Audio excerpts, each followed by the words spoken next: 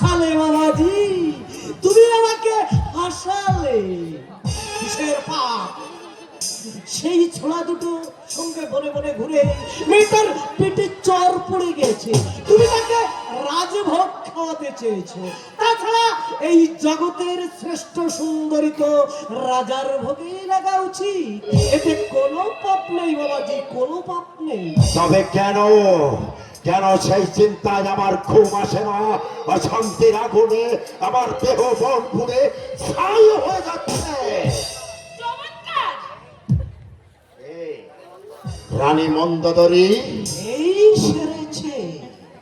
তুমি এখানে? আশ্চর্য হচ্ছে। স্বাভাবিক। আমি কিন্তু তার চেয়ে বেশি আশ্চর্য হচ্ছি।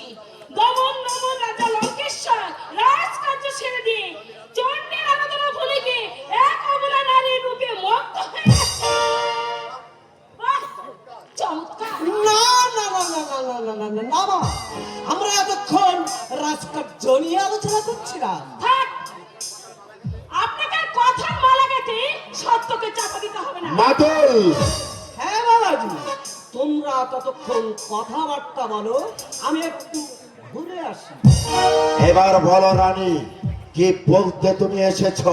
আমি বলতে চাইছি, এই পাপের পথ থেকে তুমি ফিরে এসো। পাপ? কিসের পাপ? কোথায় আবার পাপ দেখলে তুমি? পঞ্চকোটি বন থেকে রামের সীতা চুরি করে এনে তুমি পাপ করেছো। ও, তাই বুঝি তুমি আমাকে ধিক্কার দিতে এসেছো? না, আমি তোমাকে অনুরোধ করতে এসেছি। কি সেই অনুরোধ? এখনো সময় আছে, এখনো তুমি রামের সীতারামকে ফিরিয়ে দিয়েছো, নইলে এই পাপে সোনার লঙ্কা শ্মশানে পরিণত হবে। রানী, শুনতে পাচ্ছ না? শুনতে পাচ্ছ না? লঙ্কার আকাশে বাতাসে অমঙ্গলের সুর বাজছে। না! বুঝতে পারছ না? সীতাকে নিয়ে লঙ্কায় প্রবেশ করার সঙ্গে সঙ্গে কেন চামার মন্দির ভেঙে পড়েছে? কেন? এসবই ধ্বংসের ইঙ্গিত। তোমার মস্তিষ্ক বিকৃত হয়েছে রানী, যাও বিশ্রাম নাও গিয়ে। কথা শোনো লঙ্কেশ্বর, কথা শোনো। একবার নরকোপের স্ত্রীর পরে অত্যাচার করে তুমি হয়েছিল অভিশপ্ত। নারী নির্যাতনই হবে তোমার মৃত্যুর কারণ। এই পরেও তুমি সীতাকে নির্যাতনা করতে চাও। নির্যাতন? নির্যাতন নয় রানী, বরং বলো রূপের উপযুক্ত মর্যাদা দিতে চাই। রূপের মর্যাদা? নয় তো কি? সীতার মতো অসামান্য সুন্দরীকে ওই সামান্য তাপসের কুটিরে মানায় না।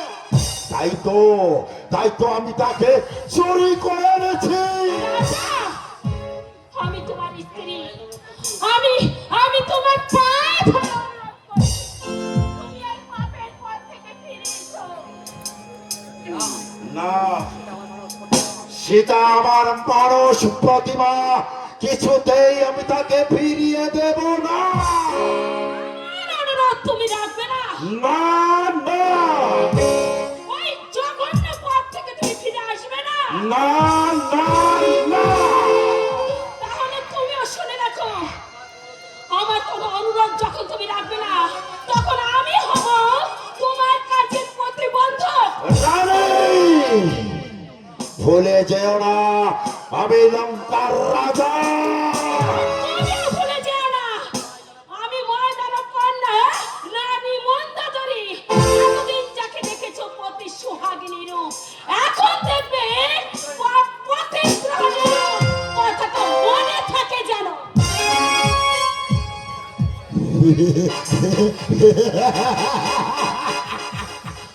ভয় দেখিয়ে গেল রানী মন্দোদরী, রাবণকে ভয় দেখিয়ে গেল।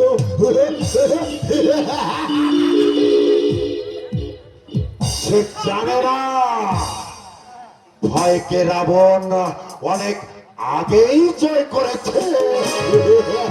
কিন্তু একটা কথা ভেবে আমি আশ্চর্য হচ্ছে, আমার মুখে মুখে তর্ক করার সাহস ওর কি করে হলো?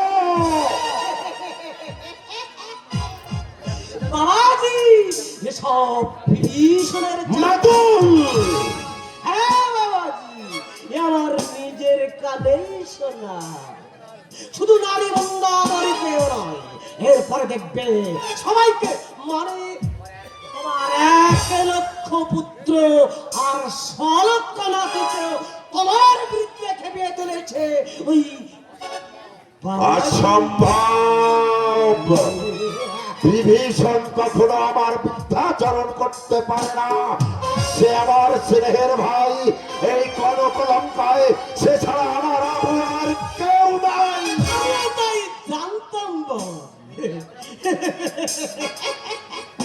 এখন আর তো বিশ্বাস করি না, কারণ কারণ কারণ তুমি যখন কয়েকদিনের জন্য বিভীষণের হাতে রাজ্য দিয়ে পঞ্চবটির বনে গিয়েছিলে, তখন এই প্রজাদের কাছে বলিয়ে বেরিয়েছে আমি কি রাবণ রাজার চেয়ে অংশে কম আছি? মাতুল আর দ্বিতীয়বার বিভীষণের নামেও কথা উচ্চারণ করলে আমি তোমাকে নিজের হাতে হত্যা করব। বাবাজি, না না না, আমার ঘাট হয়েছে, আর বলবো না। ওই ওই বিভীষণ বাবাজি আসছে, আমি এখন যাই।